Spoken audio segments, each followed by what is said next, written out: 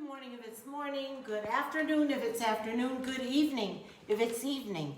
How's everyone? I hope everyone is well, is doing well. So, I'm coming by to do a review on the materials for the vision board.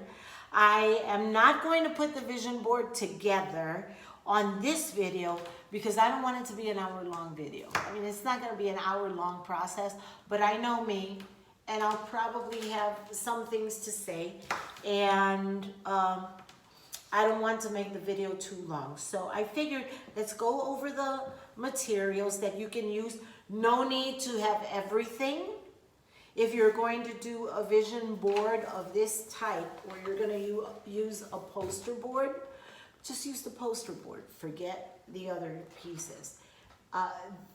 You can... In fact, there's one other method I'm going to tell you about, but I'll tell you about that when we put together the vision board. What you see here, the poster board, Dollar Tree, dollar store, 2 for $1.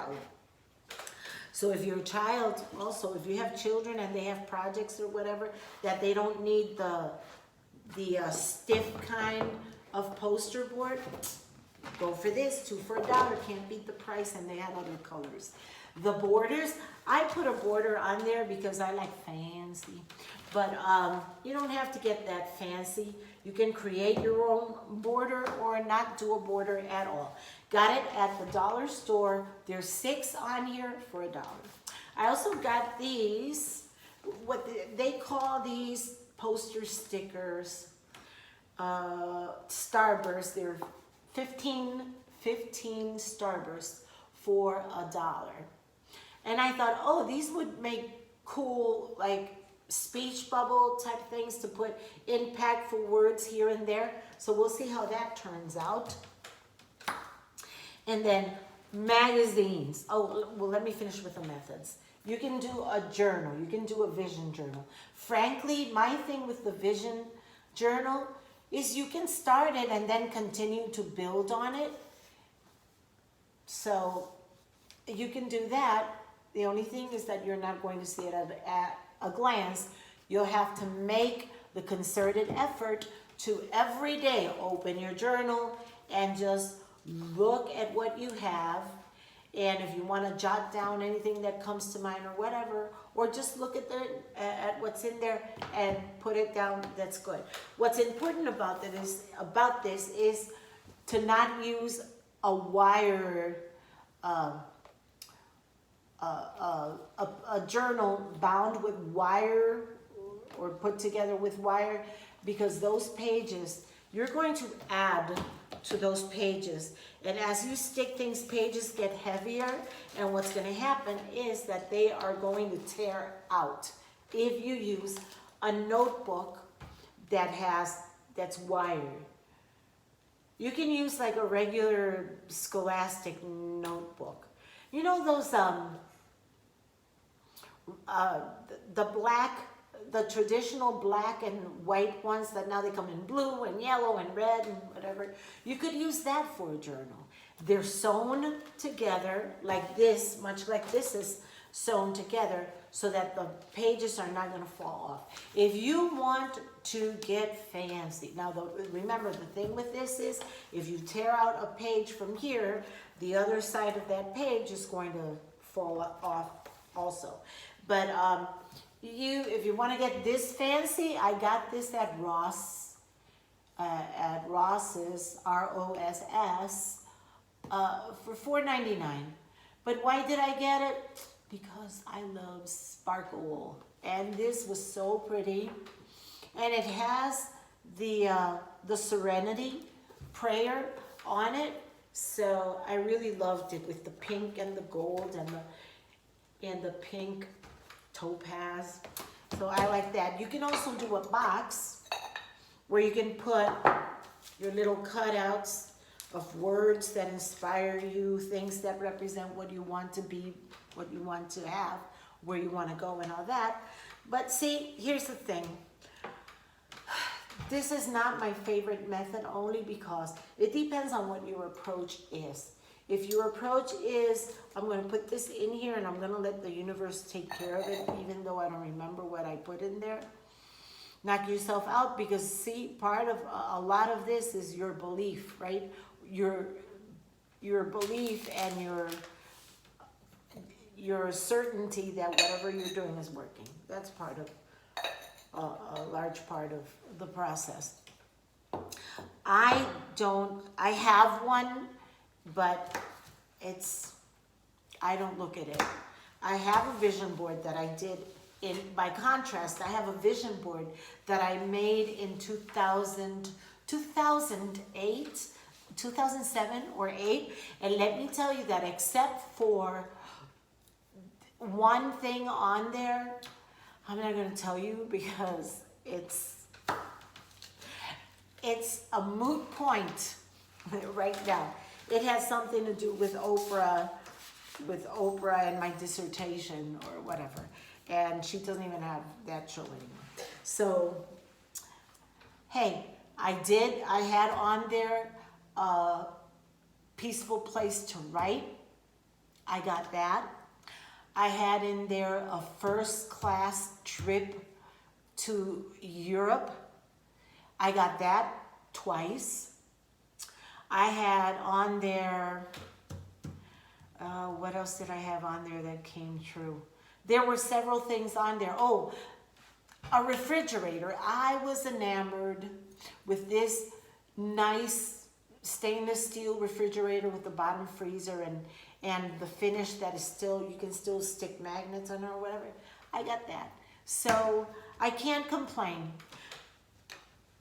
I don't have that with me to show you, but what I'm going to do is go over it, and maybe in some other video I'll show you, because then what I started doing was pulling out things that had happened already, because it was going to be a work in progress. Just pull out what happened, put it in the gratitude box, and then add new things. But since I don't have it with me where I am doing a new one. And I've already cut out some things. Protect you can use markers to decorate or to write on your board. Protect your surfaces. Right now, I'm working at my dining room table, and this is a cutting board, a flexible cutting board. 2 for $1 at the Dollar Tree. So it's not expensive. Make sure you have a little basket by you so if you're cutting things, you don't have to wind up sweeping and creating more work for yourself. We're going to be gluing things, and not everything is self-adhesive, so you can use rubber cement. Not my favorite vehicle for this application, but if you like it, you can do it. My favorite method is using the glue stick. It's clean. You have a lot more control of where you put the glue. You can also do spray adhesive. This is spray adhesive. This one I bought at Office Depot. This one I bought at the dollar store. So for this kind of job, putting magazine cutouts, I'm sure this would work fine. All right, so I also had suggested that you look at your goals and that you ensure that your goals are realistic. It's important to have realistic goals, because if they're not realistic, now I'm not saying have limiting goals or limited goals. What I'm saying when I say realistic is this. At my age, all right, getting pregnant by the year 2021, that is not a realistic goal. It's not a realistic goal. Actually, I wouldn't want that, because there's a reason why parents, why people are meant to be parents when they're young, because they have the energy and they have the wherewithal and whatever to take care of little ones. And grandparents have them only for a little bit, and then they can send them home so that they can catch their breath. But anyway, that wouldn't be a realistic goal. Being, looking like, let's see, who can I think of? Waking up tomorrow looking like Cindy Crawford, or Gigi Hadid, well, that's not going to happen. Waking up tomorrow and being 25 again, that's not a realistic goal. Waking up tomorrow and having $1 million, that's not going to work because this is not magic. We're not